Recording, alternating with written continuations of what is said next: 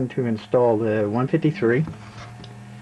Okay, we're going to install the 226, which is actually, we're going to start with the 225. You want to do it in pieces on the 223 or 226.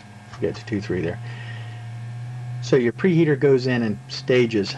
That way that's the best way to do it. You don't want to put the whole unit in there and screw it down. It's not going to line up properly. Just going to show you here in just a second.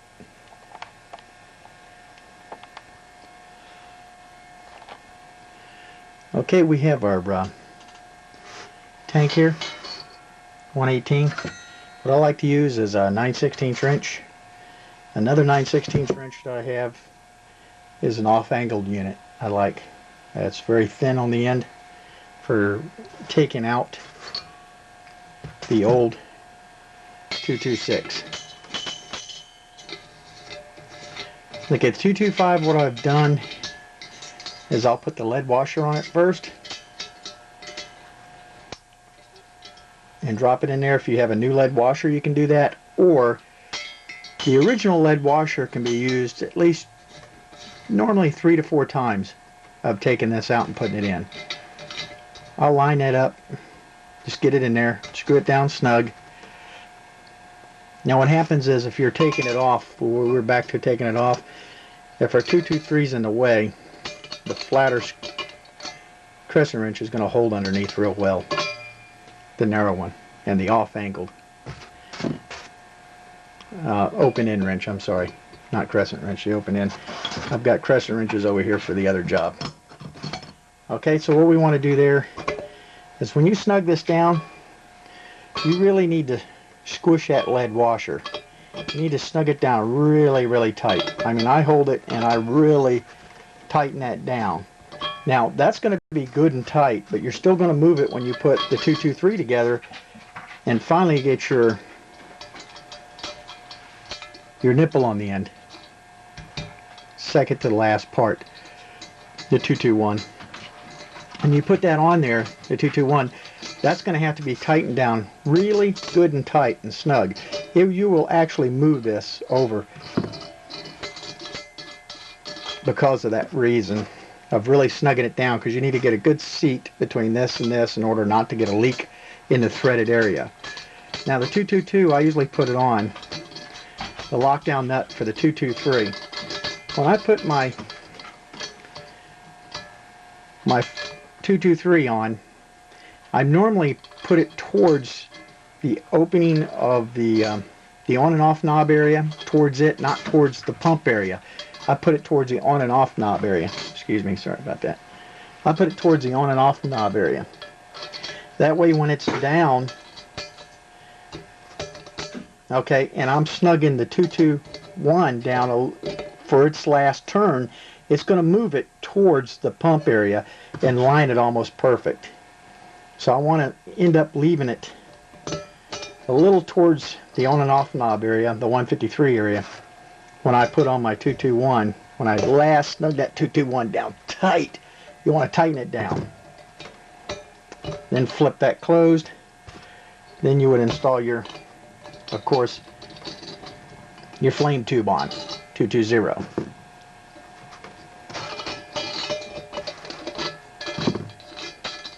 Alright, so we want to put it in 3 stages. And basically, you're tightening this down to, you just squish the lead. Really, it takes it pretty tight. You want to get it pretty tight, not over tighten it, because you can snap it off. When you take your 222 and tighten it on down with your fingers, take your wrench, snug it on down to get it really good and tight, and kind of have it in this direction towards the 153 area again.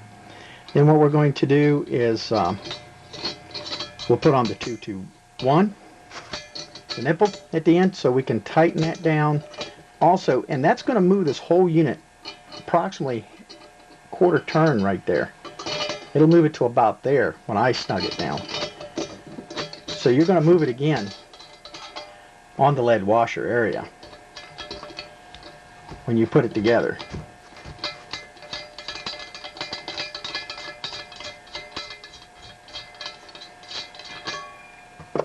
So it will move the whole unit a little more when you put the 221 on. Because when you tighten that down, you really got to snug it in there, and you got to snug it, and it's going to move and to press the lead washer a little bit more. So that's going to give you a little more tightness there.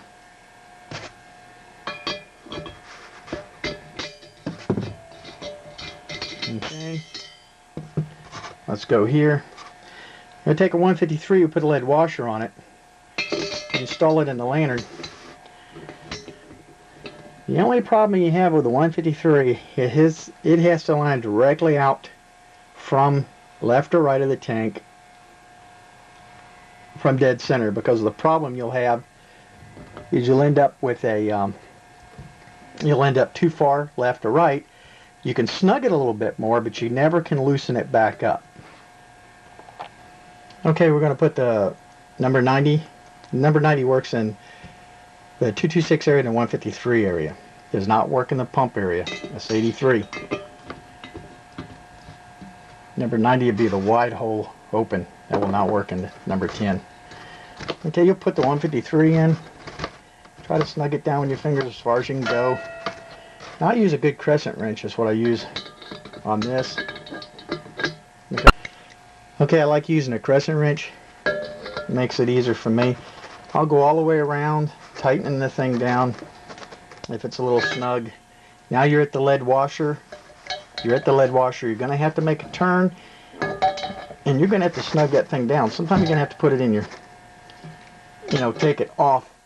I'm not going to be able to do it here because you really got to snug it and turn it one more turn around and snug it tight. But when you come, you've got to stop where you're going to stop. If you go too far, you cannot back out.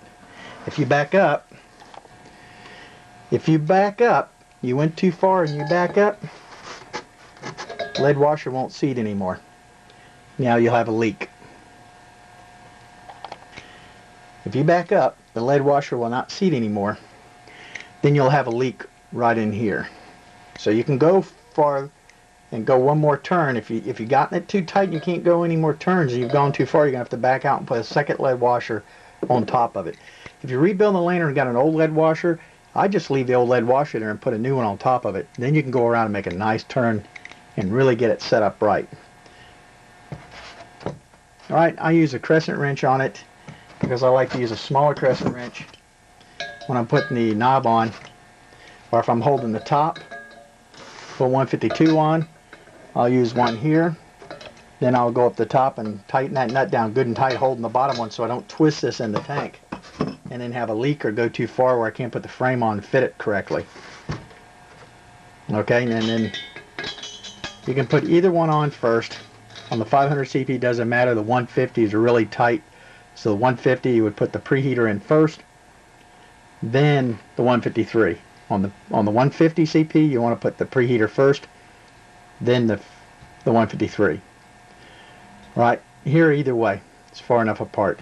And remember, when you put the 221 on the nipple, you're going to snug it really tight past that point. It's going to twist the whole unit.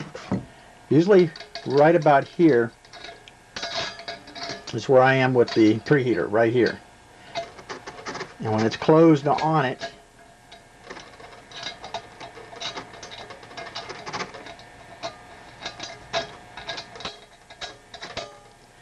it's going to be like that.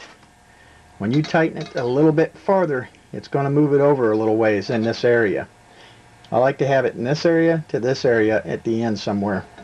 So when I flip it on and light the preheater, I've got the on and off knob right there beside it. Okay, that's just a little tips here to help you out a little bit to get this started. You got to snug these really tight, really good and tight. It's lead washer. As long as you squish the lead, it's going to seal. Once you squish the lead, it's going to seal.